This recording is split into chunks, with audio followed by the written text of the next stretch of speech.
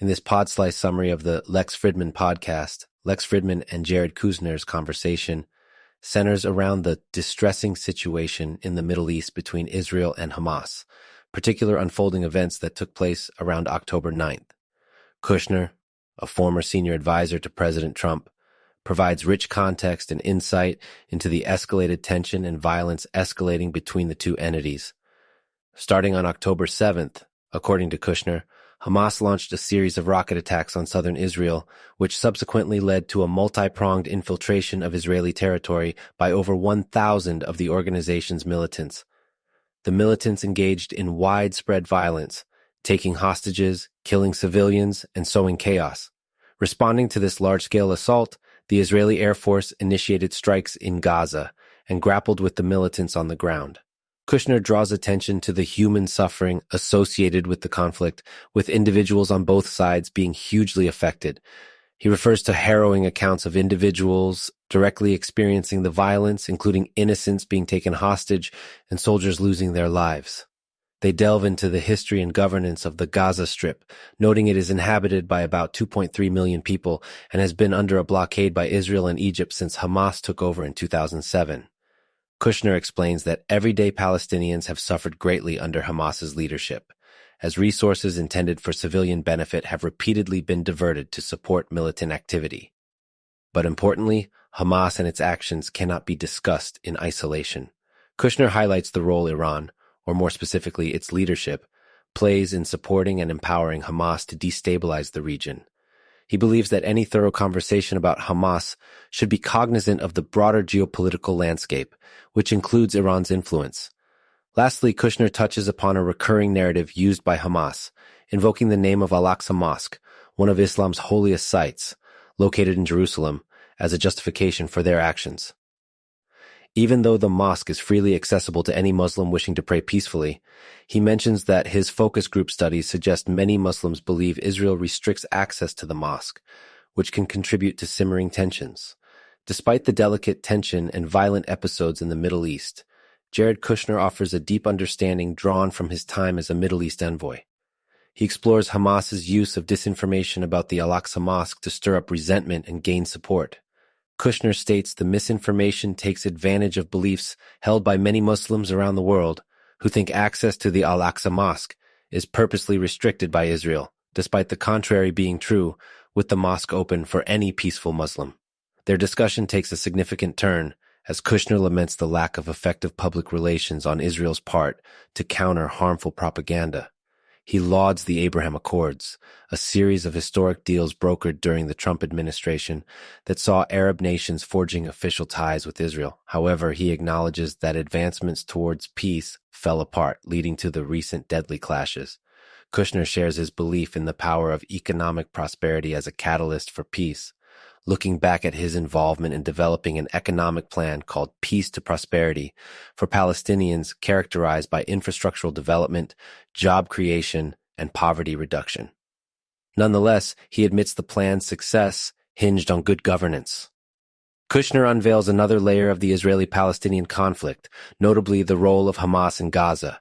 He suggests the humanitarian crisis in Gaza is not Israel's making, but stems from Hamas's poor governance and its focus on violence as a means of holding on to power. Further, he criticizes Hamas for not putting forward an economic plan to help the people it governs. The conversation then veers toward examining leadership and policy shifts on the part of the U.S. Kushner notes certain decisions of the Biden administration, like renewing funding for Palestinians, seem to contradict their intention to focus on other global hotspots. He laments a perceived decline in the U.S.-Israel relationship and failure to continue the momentum created by the Trump administration's policies.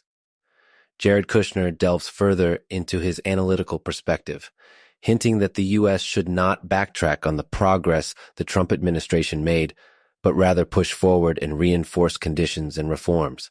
Kushner sees the potential implication of the U.S. showing weakness towards the Middle East, particularly following a delay in their response towards UAE amidst rising tensions. He warns against any devaluation of the trust that's been built with U.S. allies in the Middle East. Kushner emphasizes on the potential of Abraham Accords, expressing his concern that the current U.S. administration might be allowing too much leverage to Iran. He urges for stringent action against Iran's disruptive tactics in the region, while also suggesting an enhanced approach towards Israel's security. Kushner mentions how the collaboration between Israel, Saudi Arabia, and America is beneficial, supporting each other's interests. However, he is skeptical about the current situation, which, according to him, may disrupt the dynamics of agreement talks. Continuing his critique of the current administration's approach to the Middle East, Kushner leans into the value of trust and negotiation when dealing with international relationships. He insists that negotiations should come from a place of strength and urges the current administration to stand firm on their stance towards Israel. Speaking on the escalating hostility in Gaza, Jared Kushner proposes a two-pronged approach: secure an environment where Israel does not feel threatened, and strive for conditions that allow Gazans to have a more prosperous life. Kushner hopes for the international community to stand behind Israel and only fund infrastructure conducive to long-term peace. He warns against emotional and irrational responses to terrorist attacks that can lead to extended conflicts, calling for a more calculated approach, strategizing for a tangible, achievable objective. Kushner goes on to discuss Benjamin Netanyahu, Israel's long-serving prime minister. He praises Netanyahu's resolve, portraying him as a historic figure, although he doesn't elaborate on specific learnings about Netanyahu in the context of this conflict. Jared Kushner offers an insightful analysis on the challenges facing Israel's prime minister, Benjamin Netanyahu, in navigating the internal political turmoil amidst the escalating hostility in Gaza. Commenting on Netanyahu's capable leadership, Kushner describes him as ambitious and highly understanding of Israel's security apparatus. When asked about the internal political turmoil in Israel, Kushner recognizes it as a sign of vibrant democracy. He contrasts this to Palestine, where freedom of speech and press are reportedly non-existent. Despite the precarity that divisions bring about, Kushner believes that these times challenge leaders to find areas of common agreement for the overall peace and safety of their countries. Shifting the focus to Palestinian support online, Kushner highlights that the widespread support signals a desire for better living conditions for the Palestinian people. Nevertheless, he criticizes a large part of this support as being ill-informed about the facts on the ground. In his perspective, the road to change is to join with Israel and direct anger not towards it but towards Hamas leadership, whom he sees as the main hurdle for Palestinian people's progress. Jared extends further support for Israel and its role in the Middle East's progress. He highlights Israel's burgeoning tech economy, seeing its integration with the region as a key factor in resolving conflict, promoting connectivity, and enhancing the region's economic potential. Addressing President Trump's potential re-election in 2024, Kushner speaks positively about Trump's foreign policy, particularly his peace and trade deals. He believes that under former President Trump, the world was more peaceful, and emphasizes Trump's success in weakening Iran. Amid global conflict and division, Kushner expresses that strong leadership can restore order, peace, and prosperity. Discussing ways to defeat hate, Kushner mentions his work on prison reform and urges everyone to be a force for good by fostering dialogue, listening, and respect in society at large. He also emphasizes the importance of free speech and democracy, as he considers most people fundamentally good with the desire to live a better life. Fridman in this segment talks about the role of trust in negotiating difficult geopolitical agreements, which Kushner identifies as the paramount component. Learning and understanding what motivates other parties and ensuring them that any information they provide will not be used against them form the basic building blocks for any potentially successful negotiations in his perspective. Naturally, this discussion extends to having a desired outcome at the onset of such talks. Kushner shares his approach regarding negotiating not as adversaries, but as cooperative entities, willing to reach a common goal. Instead of creating a me versus you atmosphere, he encourages viewing the situation as both parties on the same team, aiming for a shared objective. His leadership and diplomatic tactics evidently defer to establishing trust with international counterparts, while also being alert toward their motivations and powers. This understanding helped him navigate potential obstacles, find common interests, and work towards goals beneficial to all parties involved. He also discusses the importance of understanding the human nature of these leaders and managing power dynamics effectively. Along the way, the concept of effective partnership and being able to navigate through good and bad times is also thrown into the picture. Kushner learned this from his father and applied it throughout his diplomatic career in business and government.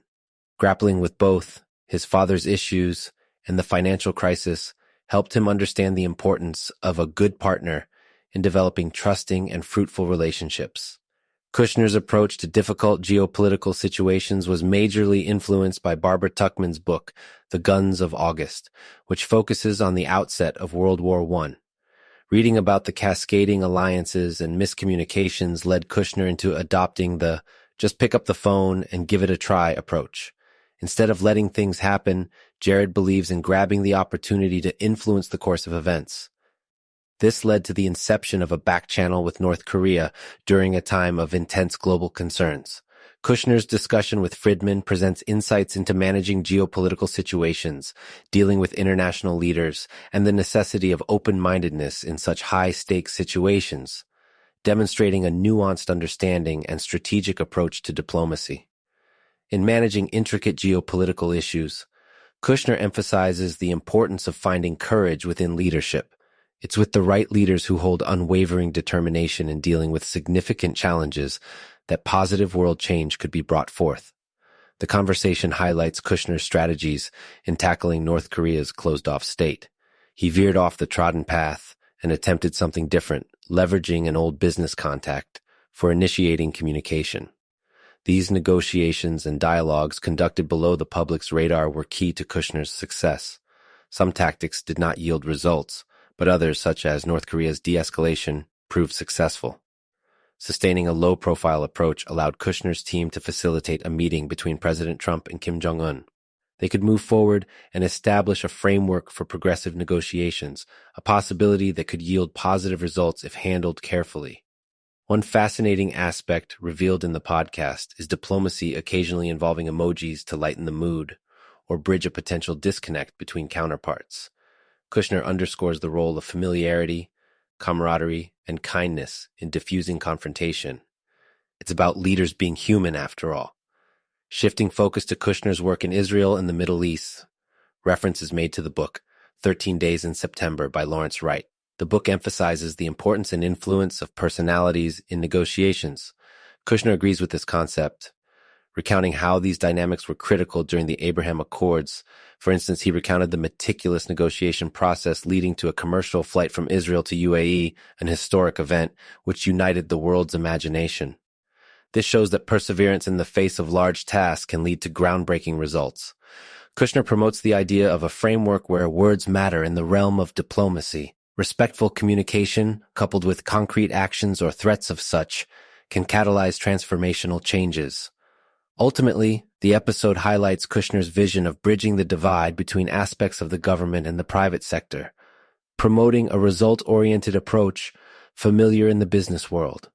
As we delve into the content of the conversation, a striking point is Kushner's experiences with the intricacies of American regulation. He underscores the often unintended consequences of government actions. According to him, President Trump's administration attempted to alleviate this issue through a massive deregulatory effort. For every regulation put in place, they took off two, effectively taking a more relaxed approach to regulation that favored the business community. Continuing this line of discussion, the conversation gravitates towards one of the significant challenges Kushner faced during his time in government: accusations of collusion with Russia. Despite having been heavily involved in the operations of the Trump campaign, Kushner insists these allegations were baseless. However, the gravity of these statements made by prestigious news outlets took him by surprise, and the subsequent legal battles incurred substantial financial and emotional costs. Kushner does not regard these experiences with bitterness, though instead he views these trials as learning opportunities. Most importantly, they allowed him to maintain a clear perspective, fully aware of the larger goal, making a resilient impact within their time limit in office. Kushner also shares his views on risk-taking and governance. According to him, there's a significant discrepancy concerning risk between private and public sectors. Whereas businesses celebrate the tenacity and audacity presented by big challenges, government lifestyles often punish or criticize those who dare to attempt unprecedented ventures. His wish for the nation to think bigger, dream bigger, and foster an environment where its leaders are encouraged to dare, to strive, and not fear failure. In the end, the reality remains that embarking on such ventures in the realm of public service does often come with intensified scrutiny and potential reputational costs. as Kushner himself experienced. He strongly believes, however, that having a clear conscience, steadfast determination, and the loving support of family can help one navigate these challenges with grace. Indeed, during these turbulent times, he and his wife Ivanka Trump relied heavily on each other's strengths, love, and support. Finally, unraveling the lighter side of the conversation, the discourse brings the magic of Jersey diners into the spotlight. Kushner vividly shares his nostalgic associations with diners, harking back to business stops with his father and later hangouts with friends. Through this discussion, we catch a glimpse into the sentimental value that these quintessential American institutions hold for him. In this portion of the podcast with Lex Fridman, Jared Kushner talks in depth about his personal experiences growing up in New Jersey, and particularly about how his family's experiences shaped his perspectives. In discussing his fondness for the Garden State, he boasts of New Jersey's positive strides, attributing its billion-dollar budget surplus to the efforts of Governor Phil Murphy, who he believes has turned the state around. Kushner also hails New Jersey as being one of the best places to raise a family, with its low crime, excellent public school system, robust healthcare, and many green parks. In what could be described as a heartfelt and candid illustration of personal transformation, Kushner shifts gears to share a painfully powerful story concerning his father's arrest and imprisonment. This critical point in Kushner's life ushered in a sequence of hardships that forced him to step up as a surrogate father to his younger siblings, as well as a productive presence in his father's business. Kushner details his struggle with anger and resentment towards the entire situation, from the prosecutor's aggressive pursuit of his father to his own family member's betrayal. However, he chose to channel this energy towards positive inputs, standing as a rock of support to his family, as well as taking an active role in his father's business. Through these challenging times, Kushner learned valuable life lessons about resilience, loyalty, and humility. He speaks to the notion that adversity can be a powerful teacher, providing him insight into the human condition, also noting the stark contrast between his life as a typical university student and his reality as the son of an incarcerated businessman. Interestingly, Kushner credits the humbling experiences he faced as instrumental in maintaining a level-headed attitude when he eventually found himself working next to President Trump in the White House. He emphasized that it was important to retain his grounding and values, no matter how dizzying the heights of power he encountered. Finally, Kushner discusses the transformative power of wealth and its role in shaping a person's character. Drawing from his interactions within the White House, Kushner illustrates that given the right circumstances, power and wealth can indeed corrupt.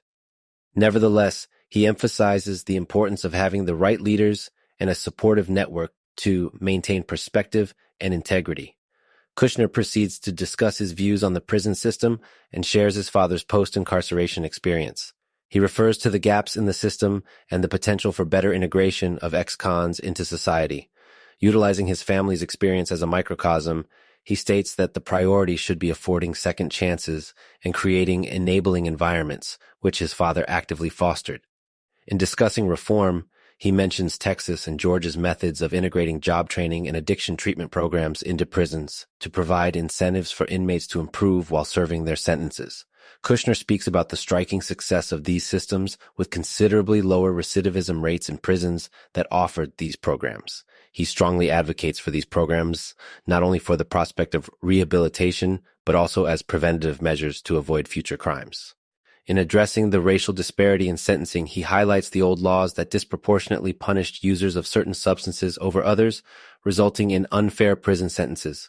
Kushner expresses satisfaction in getting these laws revised, allowing those incarcerated under these outdated and prejudiced laws to apply for sentence adjustments based on good conduct and low probability of reoffending.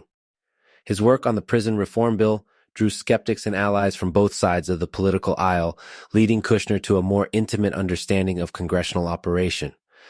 This educated him on the varying levels of trust and the need for constant negotiation with different interests and priorities. Although Kushner admits that Washington can be a divisive and treacherous place, he's quick to assert that it's not all bleak. By sharing common objectives and working strategically, he has forged lifelong friendships and earned trust from both parties. He emphasizes the necessity for integrity and resilience in politics, warning that those who try to hold on to power too tightly can bring out the worst in themselves. However, Kushner asserts that despite the flaws and shortfalls in the political arena, putting on your helmet and engaging actively is a worthy pursuit. Political players who are prepared to take the heat, push for reforms, and serve the nation get his respect. His experience has taught him that politicians holding on to power believe it's in the greater good. Therefore, navigating the political sphere is more multifaceted than it appears. He remains optimistic about the future of political discourse, with social media providing opportunities for democratic information exchange, which can counterbalance biased reporting from traditional media. Entering the conversation, there's an evident transition from tackling prison reform in America to dissecting the reform movement sweeping across Saudi Arabia under the leadership of Crown Prince Mohammed bin Salman. MBS. Kushner paints a vivid picture of MBS as an ambitious reformer aiming to modernize Saudi Arabia by driving substantial domestic developments, from transforming the economy to curtailing the powers of the religious police. Kushner likens MBS's leadership style to a high-energy entrepreneur, tackling considerable national challenges, particularly praising his extensive knowledge and deep understanding of Saudi Arabia's intricate tribal structure and cultural heritage. However, it's clear that global perceptions shift as the conversation delves into the Crown Prince's vision of a fully modernized Saudi Arabia by 2030. Kushner's personal interactions with MBS provide a perspective that is often overshadowed by international rumors and speculations. One notable anecdote he shares revolves around a discussion between the two, where MBS, despite criticism, explains his ambitious approach to setting goals, emphasizing the idea that even if he fails at half of them, he will still have accomplished more than if he had set fewer goals. During their initial interactions, Kushner's account of the deep skepticism and resistance he faced from the existing policymakers paints a picture of a stale and cynical bureaucracy. The idea of engaging with Saudi Arabia on a new, transformative level was dismissed as wishful thinking. Yet, Kushner's determination to listen, learn, and challenge established ideas eventually led to a breakthrough. Despite the resistance, the initiative progressed, paving the way for unprecedented reforms within Saudi Arabia. Taking on this journey of reform in the Middle East, Kushner attributes much of his success to his willingness to listen, his ability to challenge traditional viewpoints, and his determination not to be impaired by the fear of failure. He manages to convey how this unfamiliar terrain allowed him to see the potential for policy transformation that was overlooked or dismissed by experienced bureaucrats. This perceived naivety provided him a kind of immunity against conventional deterrence, enabling him to explore unique approaches to long-standing problems. In what some may perceive as ignorance, Kushner found a reservoir of indestructible motivation that drove him to ask simple questions and take uncomplicated actions to resolve complex issues. By stepping away from the conventional play script, disregarding entrenched rules, and embracing his unconventional approach, Kushner managed to exploit his inexperience to initiate groundbreaking changes in the U.S.-Saudi relationship. Delving deeper into the subject, Kushner elaborates on the Crown Prince's grand plan for Saudi Arabia, dubbed Vision 2030. This visionary plan prompts leaders to set audacious goals and hold their country to it, emphasizing accountability. MBS's discussion layers on a global perspective. He seeks to offer security, liberty from terrorism, and enhanced integration among Middle East nations. Vision 2030 hints at creating a security corridor stretching from Oman to Israel. Saudi hopes to make substantial strides in advanced science, artificial intelligence, and other humanitarian advancements. A more sensitive topic is touched upon as Fridman raises the case of journalist Jamal Khashoggi, which sadly strained the U.S.-Saudi relationship. In response, Kushner maintains MBS echoed his sentiments on 60 Minutes, accepting responsibility and ensuring justice. The scenario further fueled Kushner's passion, amplifying the impactful changes being made across the region. Navigating the meandering path of politics proves challenging, as Kushner claims that it was his focus on learning from the past and employing holistic strategies to ensure a better and secure life for all that enabled progress amidst tragedy. This mantra applied not only during the Khashoggi crisis, but also while orchestrating the strategic and groundbreaking Abraham Accords. Attempting to achieve peace in places like the Middle East is further complicated when the history, narratives, and stories of conflicts overpower the momentum of newly introduced ideas and leaders. Despite this, Kushner's approach to problem-solving, influenced by his business background, emphasizes the formation of clear, tangible solutions over getting caught up in historical disputes. His innovative method focuses on developing detailed, comprehensive solutions to conflicts, forcing both sides to consider workable compromises rather than merely recycling old grievances. When asked about the key to resolving Israeli-Palestinian conflicts, Kushner believes the solution lies in splitting the problem into two parts: addressing the Muslim world's perception of Palestine as the representative of the Al-Aqsa Mosque, and resolving the territorial disputes. In this light, the Abraham Accords represent a giant leap forward, separating these two aspects and dealing with the territorial dispute as a historical issue, capable of being satisfactorily resolved by adequately redrawing boundaries and ensuring security. Kushner insists such pragmatic solutions could work for both the safety of Israel and the Palestinians, offering a new blueprint for achieving peace. In the continuation of the podcast, Kushner dives into what it really means to have normalized relationships between Arab nations and Israel. By breaking down the strict ideologies and belief systems these nations previously held about one another, they have seen the fruits of conversation and human interaction. Breaking through the barrier that kept these nations apart has allowed both sides to realize their commonalities, leading to peace and a drastic shift in mindset that goes beyond politics and reaches into the hearts of the people. Kushner also emphasizes the importance of the holy city of Jerusalem and how it, surprisingly, has become a point of conflict despite its deep significance to various religious groups. He proposes splitting sovereignty, allowing everyone peaceful access to worship, as a solution to the ongoing disputes. When Fridman delves into the economic situation of Palestinians, Kushner is quick to point out the potential in the region for economic prosperity. The abundant natural and human resources have not been put to full use due to corrupt leadership. He advocates for creating economic stability, allowing money to flow to the people and not just the leadership, which would significantly improve the lives of the population. Continuing, the conversation shifts to the challenges each political amalgamation faced during the orchestration of the Abraham Accords. Normalization in this context means permitting travel, conversation, business, and socialization between previously disjointed cultures, effectively amalgamating previously separate worlds.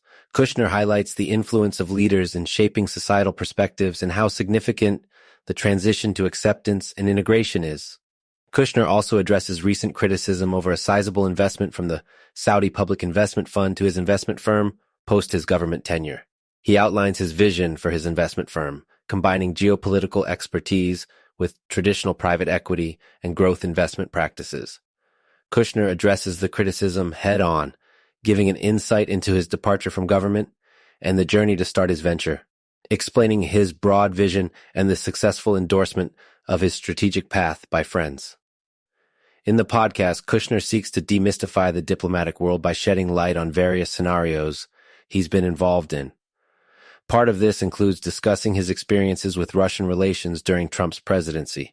Kushner acknowledges the mutual efforts during the COVID-19 pandemic, where Russia sent aid to the U.S. during its crisis, which showed efforts of goodwill that nations can exhibit even when they are not historically allies. He goes on to discuss the significant phone call between President Trump, Putin, and the King of Saudi Arabia during the steep plunge of oil prices amid the COVID-19 crisis. This conflict had been causing a significant disruption in the global oil industry. Kushner points out that even though President Trump generally favored low oil prices, the sudden crisis in the oil industry due to the pandemic prompted him to consider intervention. Kushner also shares details about intervening in the oil crisis over the implementation of production cuts by Saudi Arabia and Russia during the COVID-19 pandemic.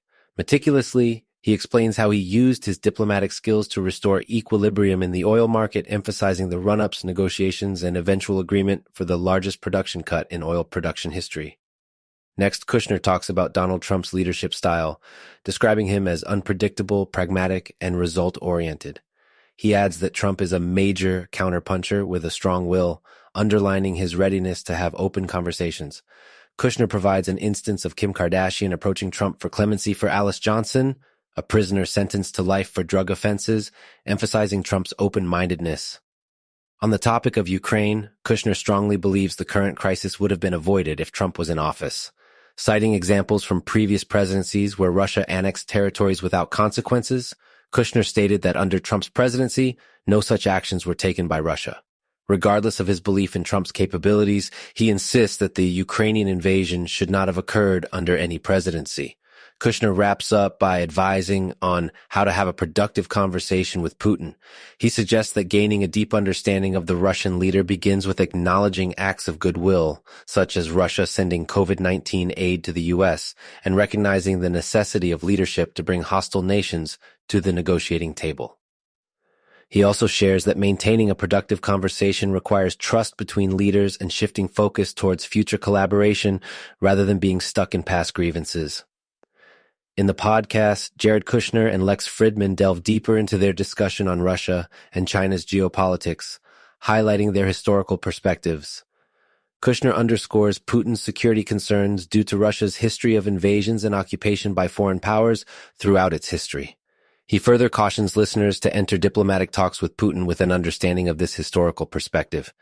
Shifting focus to Ukraine, he records Donald Trump's administration's stance on Ukraine's NATO membership as non-provocative.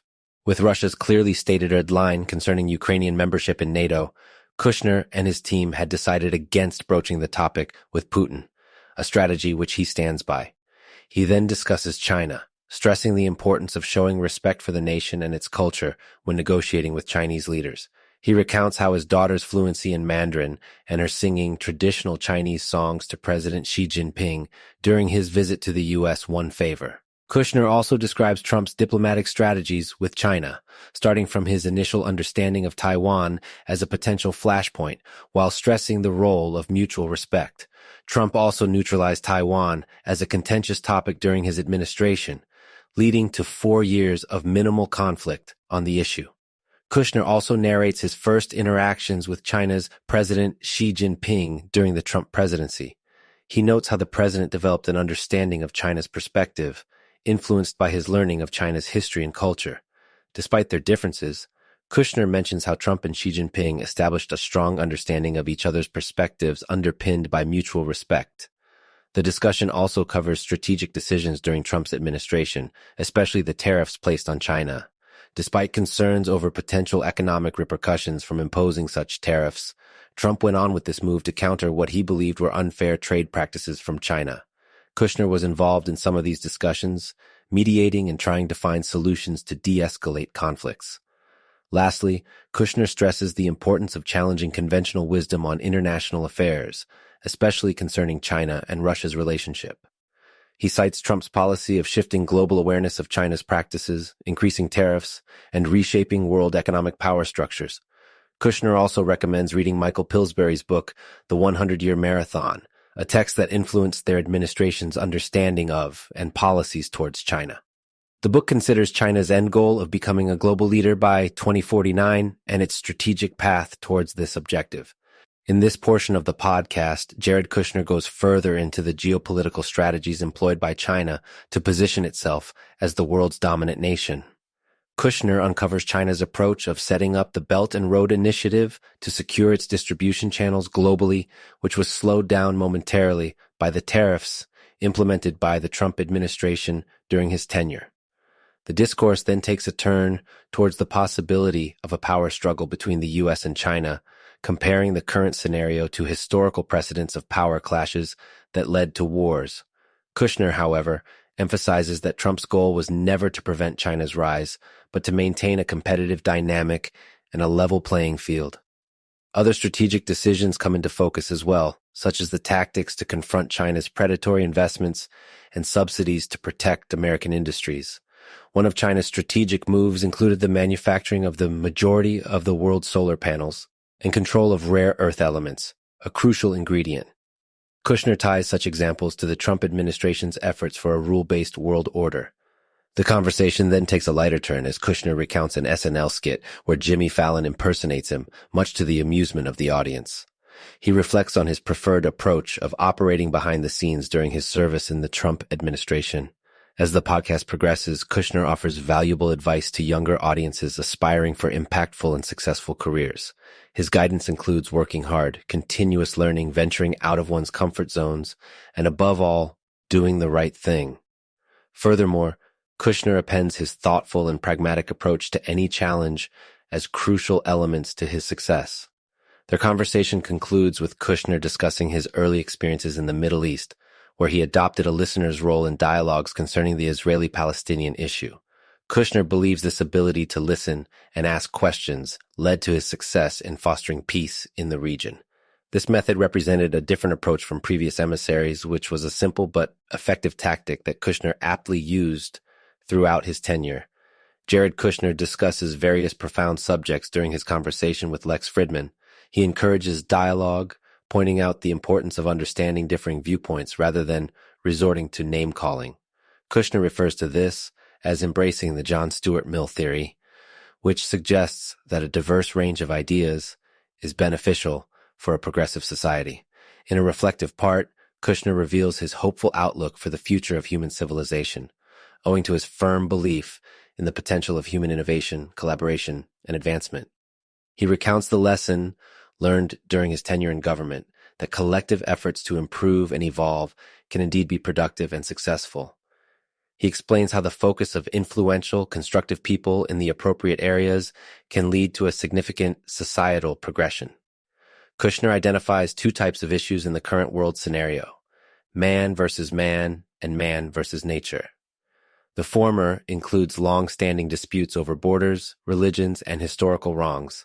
The latter has become a focal point with advancements in artificial intelligence and cheaper, more accessible energy sources. He envisions a future with widespread industrialization, medical advancements, and expedited scientific growth, revolutionizing human life.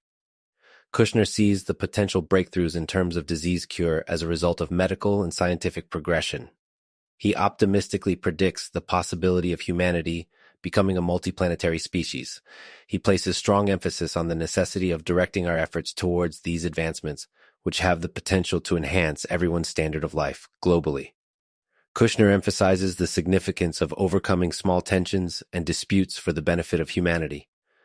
Towards the end, the dialogue culminates with Fridman appreciating Kushner's courage and kindness and extending his gratitude for the insightful conversation. The podcast episode ends with Fridman quoting Mahatma Gandhi saying, "An eye for an eye will only make the whole world blind," signifying the importance of avoiding revenge and promoting peace, aligning with Kushner's discussions on global interactions and conflicts. Check out the full podcast by clicking the link in the description below. Make sure to like, comment, and subscribe for more content like this. Thank you for listening to this podcast summary episode of The Pod Slice.